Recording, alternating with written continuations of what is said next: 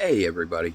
Originally I was gonna wait until after church to make a recording today, but something's been on my mind. Something keeps coming to my attention, and I need to take us back to basics.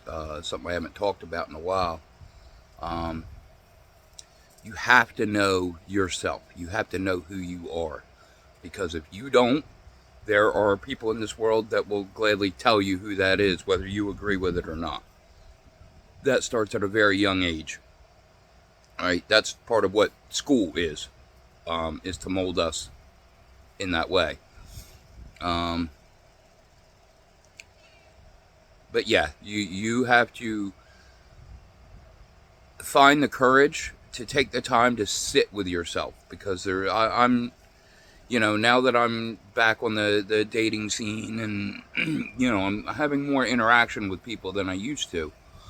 Um, and some I'm getting to talk and open up, which is a pleasant surprise. But it seems to be this recurring theme of people are impressed with my authenticity, but they don't know who they are. And when I suggest, like, hey, take the time, get to, you can do the same thing. Everybody can do what I do. Um, I guess apparently that's not true, but um, yeah. And that's, like I said, that's been weighing on me heavily. So you need to pick apart your belief systems and make sure that what you believe is what you really believe and not something that somebody forced on you or told you to believe. Um, you really got to question those things. That's why, again, the steps back in the beginning, you got to do the journaling, you got to pull apart, your worldview, everything, your core essence, your belief system. You got to question everything and don't accept anything except what you accept.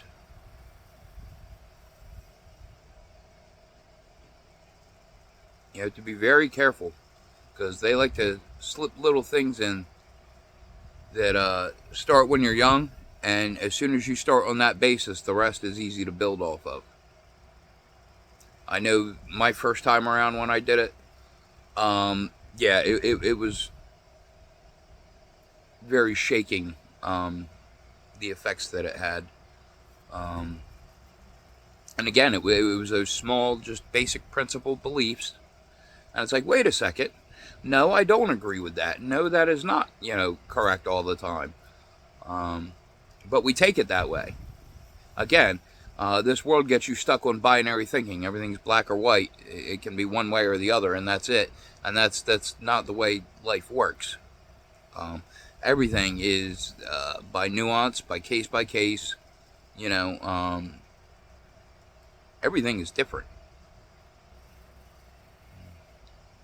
Yeah, it's funny because in the laws of man, nowhere at all do we take intent into accountability. It's only the task, the deed, which don't get me wrong, I understand that part. But in the biblical sense, when you look at that, the thing that God's most concerned with is what's on your heart. Like that's what you get judged on. Not by, it's not even done. Even if you curb yourself, like you have the discipline to not go through with the action, the fact that you had the thought means that you need to repent of that. Like that is what you are judged on is your intentions. And I think too many people have gotten away from faith and belief in that. Everybody thinks they have a right to come out here and basically be an asshole to everybody because that's what they've been shown for years. And let's face it, they're the people that seem to be getting ahead in the world, and that's very dangerous. That we're teaching the kids that and bringing them up that way. Uh, it teaches them very, very bad habits. And once they're set in, they're almost impossible to break, especially without putting in the effort. You have to do the work, but you have to take the time and you have to get to know yourself. You know, when you start this healing journey, get ready because there's going to be lots of times with solitude. Solitude is going to be your go-to. You need to find, create some outer peace before you can create that inner peace. Um,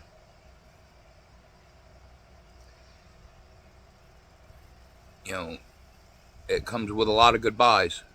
Once you decide to heal past a certain point and people refuse to grow, beside you, it's not even an animosity thing. It's I'm so above, and I hate to put it that way because it makes it sound like you're higher than, but that's not the case. It's like, but I'm more understanding. Like, I know not to worry about certain things that these people are going to bring up all the time. So why do I want to be around them? It is basically the logic of how it goes, or at least that's been my case. Like, people that I used to, when I was in people pleaser mode, there was people I would bend over backwards for, and I didn't even care that it wasn't reciprocated. But now that I know better,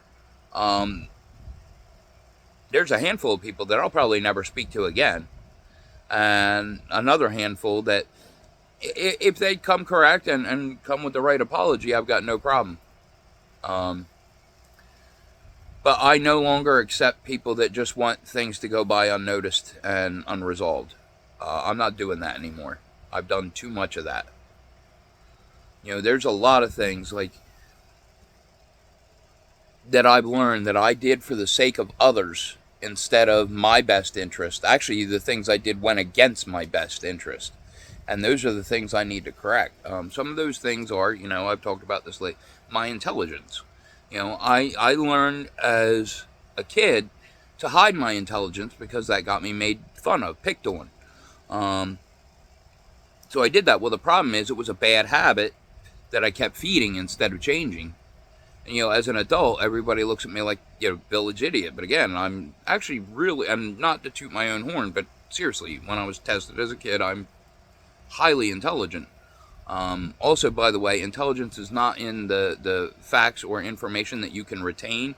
It's your adaptability to change what you already know is how real intelligence is measured, FYI. And I'm very good at adaptability. That's kind of what I do here. Let's see, what some other things. Yeah, I am a lot stronger than I get credit for. A lot of people look at me and think that I'm weak because, I'm open about my feelings. But that couldn't be farther from the truth because I have survived everything thrown at me. I have survived things that I know have taken out lots of people. There are lots of people that aren't with us today because they couldn't get through the things that I survived. And again, that's not to be cocky. That's what I've been shaped into, my life experiences, and that has to be for some kind of purpose, for some kind of reason, and I embrace that. I'm here to make change, and you don't make change by being weak, by giving up your position or your standpoint. They say if you don't stand for something, you'll fall for anything, and that is so true. If you do not pick your own beliefs, what you want to believe in, then you are highly susceptible to falling for what those around you want you to believe to make you easily to control. So you have to be very, very careful. Be very intentional. Everything has to serve a purpose that ends in your greater good. Just like God's plan, that's how you had. Obviously, we don't have the mentality of God, but we have to try. Just like the whole idea of Christ is to be Christ-like, to be like Jesus. Same thing. We are trying to be like those, that created us. And we're humans, and we're going to fall short. And they know this, and somewhere we forgot that. But that doesn't mean we don't stop we don't still try. We don't still aim to be better all the time. That's too many people think it's too much work and they give up. But it is so liberating. In the end, like, I don't worry about a lot of the stuff that used to drag me down. And it doesn't even faze me anymore. And a lot of people look at me funny because of that, but it is what it is.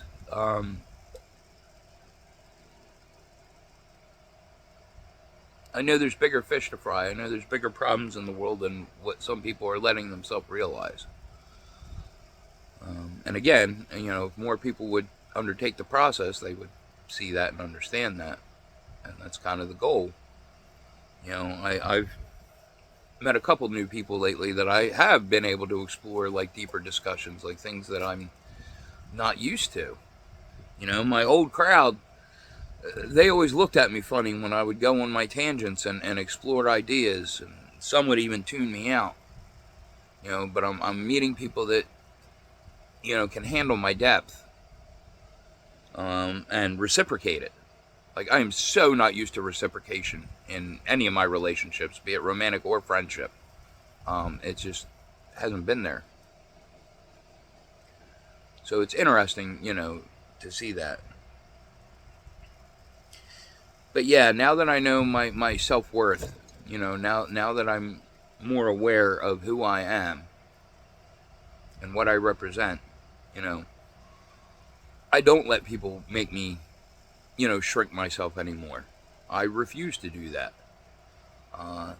If I'm too much, go find less, but don't be bringing it around me. I'm at a point where I really do embrace the solitude, because I'm never completely alone. I know that because I have my relationship with God. And not just in that sense, but, I know there's nourishment that will come to me. There will always be people that, come into my life as I need. I understand that. I've witnessed that for myself. I know that to be a fact. So it's all going to be okay. It's only a matter of time.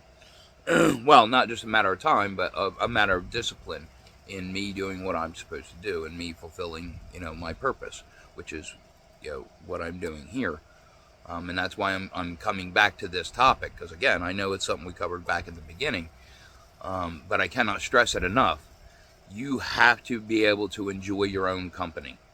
You have to turn yourself into somebody you actually like.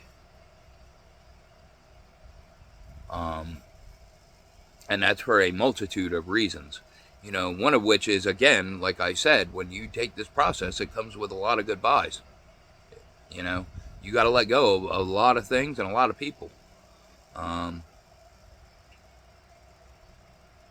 Because you're going to step past what they're capable of. And you don't want to be unequally yoked, because it drags you down. And that does, no good anywhere for anybody. Once you start to be very intentional and start to pay attention where your focus and your energy and your drive all goes towards, it's a game changer. And it makes a lot of things come into better perspective, which is, again, part of knowing yourself. You have to understand your own perspective, but you have to also understand that your perspective is not how others, that's one of the things. That's our differences, is we all have a different, perception. Some are close, some are similar, but no two are exactly the same. It's kind of like your fingerprint and snowflakes and all that, Our creator is very creative. I mean, those ideas where, think about it, there are millions to billions, of these things, different human beings with different fingerprints, different snowflakes that come from and they're all uniquely their own, different. How creative is a mind that can come up with that? Like, isn't that something to strive for? I try to unlock that all the time. I love that idea of creativity. And again, I want to become like my Heavenly Father. Like, that's the idea. That's, what it's supposed to be about. And too many people are turning away from that because they're listening to the wrong voices and they're letting themselves be controlled.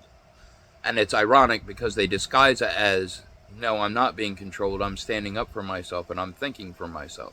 No, no, you're not. Um, because if you genuinely thought for yourself, I'm not saying that you would automatically like jump to like, hey, this is my faith, this is what I believe, but you would handle it very differently than a lot of people do, and that's just a fact. Once you understand what it really is, there is a difference. But anyway, I've hit the mark, and I have to go get ready because it's almost time to leave for church, and I still gotta freshen up and get changed. But yeah, I was pulled to have this discussion again. Get back to basics. Get back to yourself. Know who you are, and sort it out. Make yourself somebody that you are very comfortable, very happy with. Because again, this process is going to be a lot of solitude. So you're going to have to enjoy your own company. All right? So keep taking care of yourself. Try and help take care of each other. I'll see you in the next one.